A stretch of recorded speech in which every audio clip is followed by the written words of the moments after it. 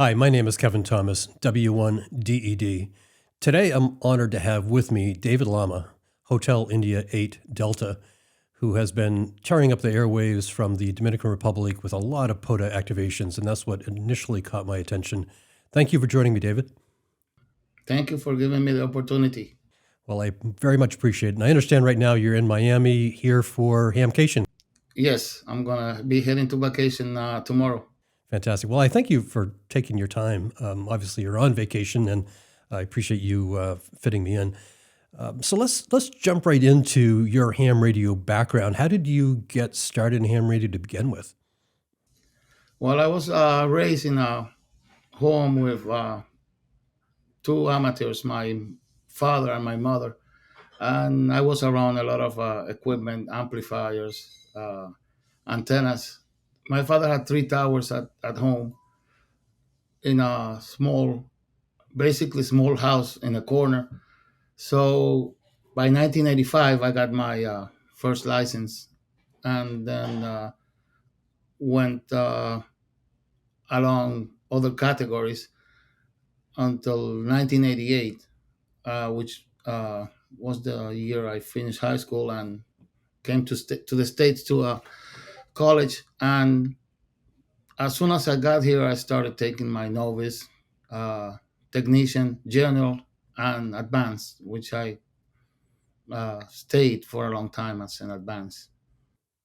Well, your story somewhat matches mine. I was a little bit ahead of you. I got my license in 78, went to advanced, then unfortunately let my license lapse when my career and family took over, and then just got back into it recently. And I had a similar story. My dad was a ham radio operator, so we had the tower in the backyard, and it was just too tempting to. I used his call sign for quite a while in code, and it was interesting. My ham radio friends would know my code differently than my dad's, and be able to make that distinction. It was fun. So tell me about Parks on the Air, because that's obviously what caught my attention to begin with. Your call sign, Hotel India 8 Delta, is on the POTA spotting page a lot, but there are also a number of other hams in the Dominican Republic that are activating. Tell me about that journey. How did you get started with Parks on the Air to begin with, and who are all these other people that are activating? I heard from Parks on the Air back in 2020, but I was not into Parks on the Air that time because I was doing EME and Meteor Scatter at that time. And in 2021, in the middle of the pandemic, I was here in Miami, and my friend November Kilo 4DX Ezekiel, he told me, let's go to a park so you can see what the Parks on the Air is. So we went, and I just had bought a 705, an Icon 705 QRP. And as you may know, it was a failed activation.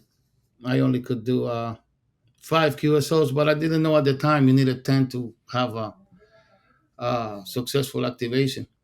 So I was spending a month here in the States because actually I came to get the COVID vaccine. And while I was waiting for the second dose, he called me up and he said, let's do field day. And I told him, okay, where are we going? So he took me to a park in Central Florida. And we spent a weekend and set up the antennas. And from there on, I took a pause until January. And I had to stay because at that time I got COVID in January 2022. So I have to extend my stay.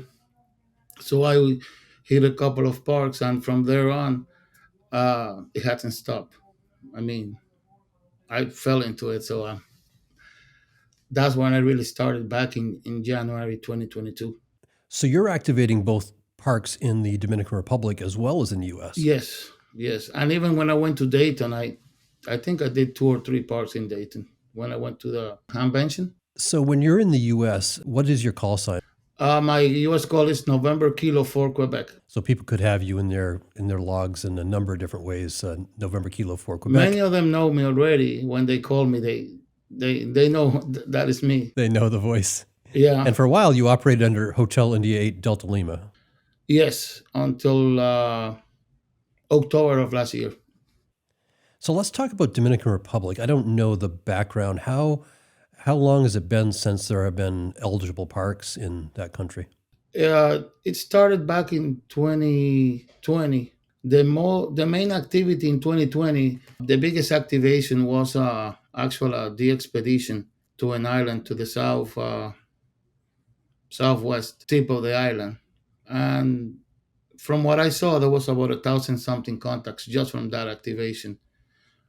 It's a hard to access island, and I have some statistics. The biggest year was 2022 as far as activations and quantity of parks activated.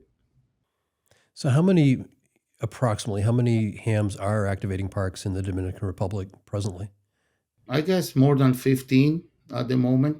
Uh, from the, I'm gonna try to get the stats that so to give you an idea. Because last time I checked, there were 109 or 10 parks activated, unique parks, 2022, and we're very close to that just in 1 month as far as unique parks being activated just in January. And it was about 50,000, 59,000 contacts just in 2022 uh, compared to 2021. So tell me, what's your style of activating? Do you normally get together with a group of your friends and activate, or is it you by yourself, or a little bit of both? Well, I did a couple of 2 ops and 3 ops when I was trying to get more people involved into the program. But once they get the idea of how simple it is to get out and activate, uh, they go out by themselves.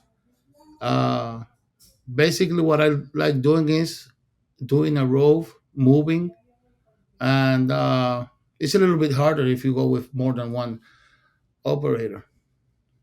Actually, I have a second operator, which is my wife. She's the one that plans the road, calculates the distance, the best routes to go through, and she even sometimes helped me with the log.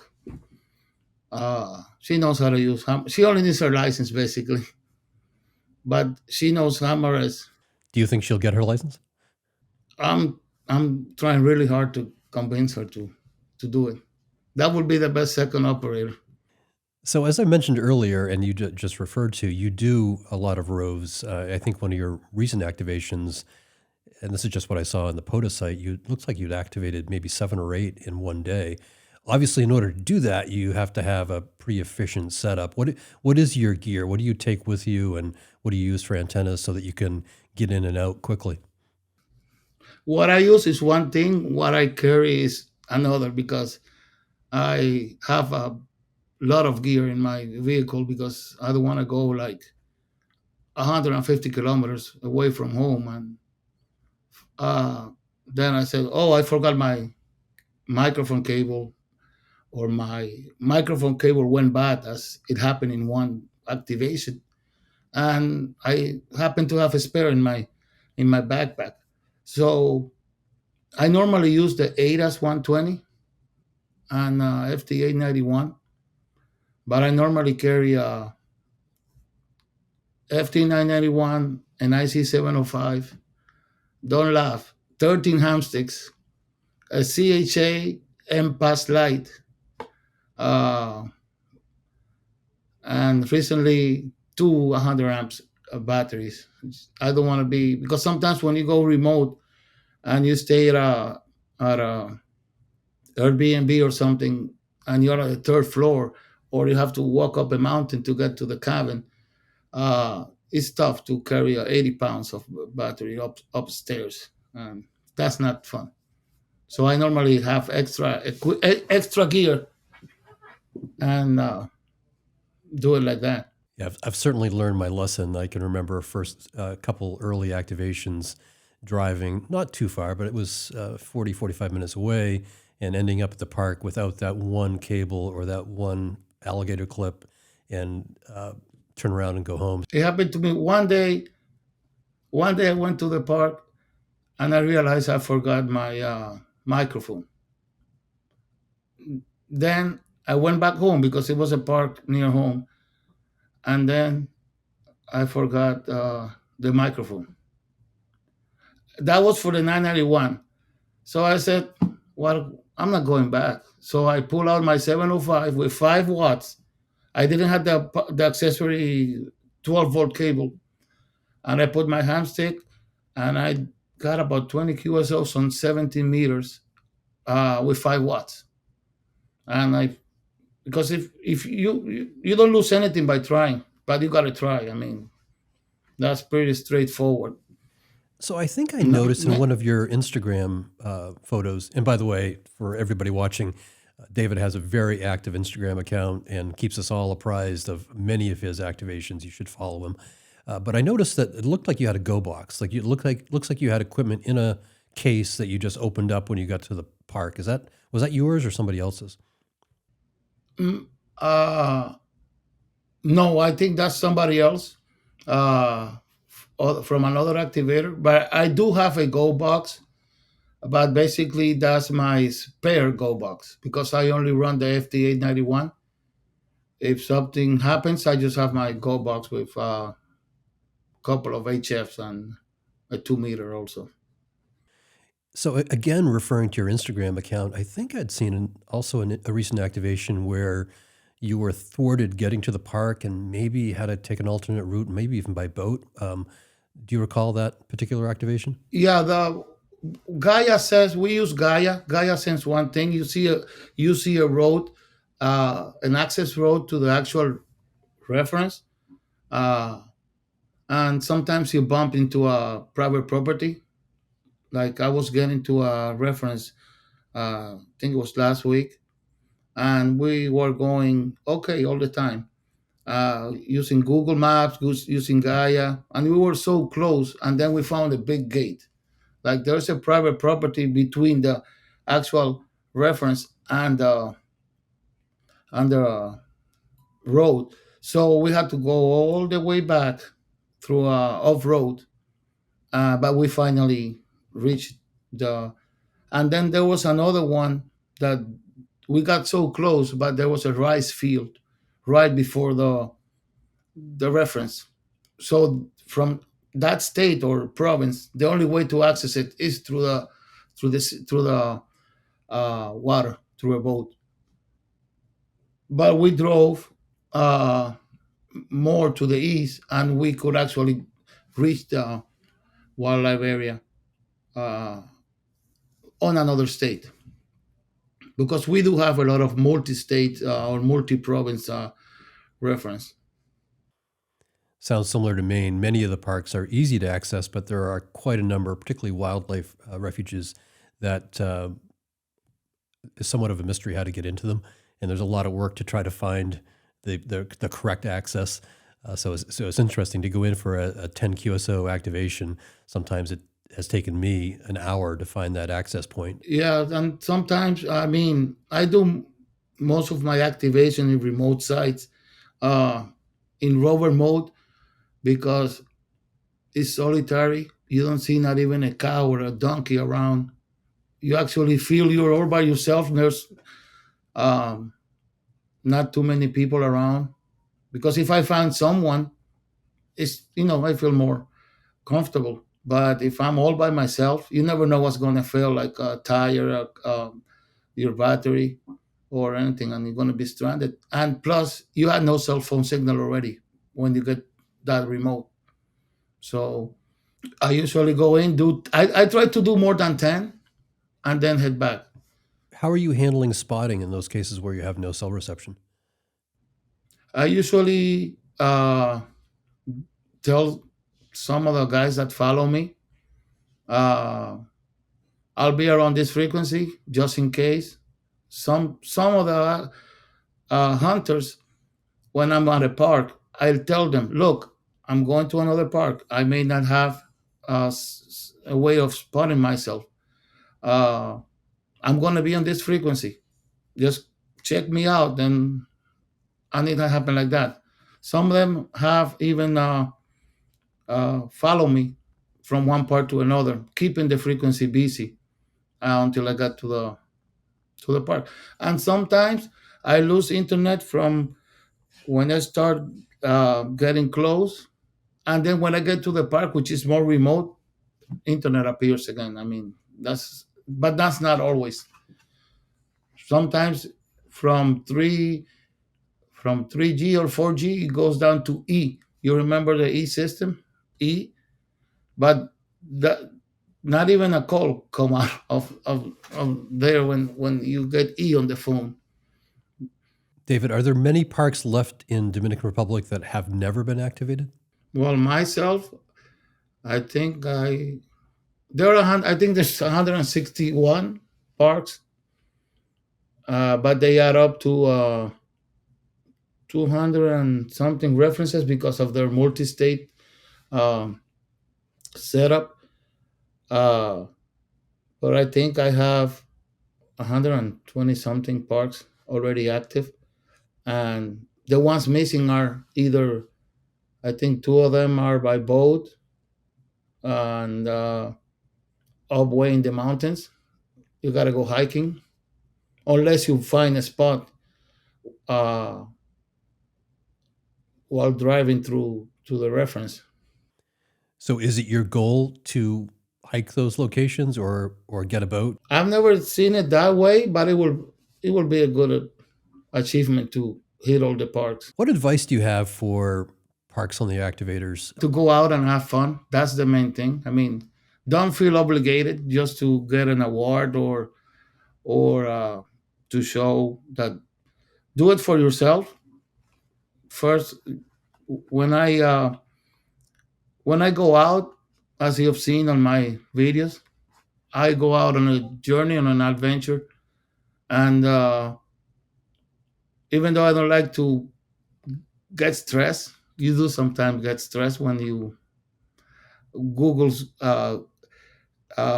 veers you to another location because you lose internet, and said, "Come on, I lose 20 minutes of my time and got to a wrong place." But it's all about fun. If you're not gonna have fun, I mean, you're not gonna like it. So that's what I do, or what we do. We plan ahead, uh, plan where to stay. Like the road we did in January of 40 something parks. In 5 days, we did about close to 70 activations, and but it took us about 2 or 3 days to plan because of the remote access we had to go through. And sometimes Google or Waze, you see that it says 5 kilometers, but it says 1 hour. So you say, how come 5 kilometers is going to be 1 hour? So then you realize it's a bad road. It's high up a mountain. So we calculate everything, and actually that big road was amazing. I liked it so much. I want to do it again. Well, I hope you'll send me some photos of some of those difficult activations because I think on the other end, when you're a hunter, you don't realize how much effort has gone into some of these parks to activate them. Um, it's easy to think if somebody drove up to a state park and set up their radio, and it's pretty straightforward and simple. But I'm always amazed at the stories about that, how difficult it is. What hurts the most is when you get there that you have to squeeze to get the 10, because you think you're going out to a all-time new one, never activated park, and you're going to get 200 contacts, and then the conditions are bad at the moment. Like, I think it was on one of my roads, conditions were good since 8 in the morning, and I was hitting new parks, and from 11 to 3 p.m., 11 a.m. to 3 p.m., conditions were horrible. And I hit about two or three new ones in that time frame. And after 3 p.m., it just came back, and I continued doing my role for the other parks. But sometimes you get in your head, oh, I'm going to a new one. I'm going to get a bunch of people calling me, and conditions doesn't help. So, stepping back a minute, do you have any observations about Parks on the Air in general and where you'd like to see that program go in the future?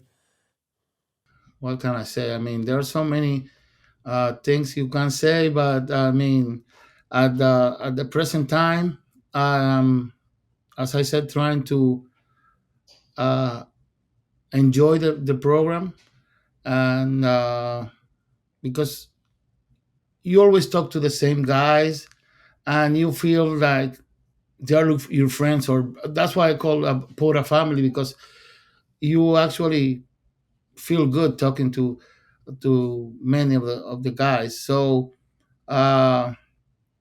what can I say? I mean, it has room for improvement, but and they're working on it. I know they're working on it because I've seen it myself. I have suggested myself some ideas, so it's going good. I certainly appreciate the family comment. I know when I get on the air, there are always those uh, regular call signs that I hear all the time, and you almost know the call sign with the first letter. You hear the voice, you know the voice, and it's always Yeah, fun to connect. I don't always have a lot of time to have a conversation, but it feels good that they're out there and they're connecting on a regular basis. So I totally agree with that. Any final words for our listeners, David? just get out, have fun, and activate. Make it a habit. That's part of your daily life. Good advice. Well, I, for one, appreciate what you're doing in the Dominican Republic, activating those parks. I always look forward to hearing your voice on the air. Thank you for taking time today out of your vacation to talk to us, and have a good week. Thank you. Anytime. I've been talking to David Lama, Hotel India 8 Delta. Thank you for joining me. Thank you.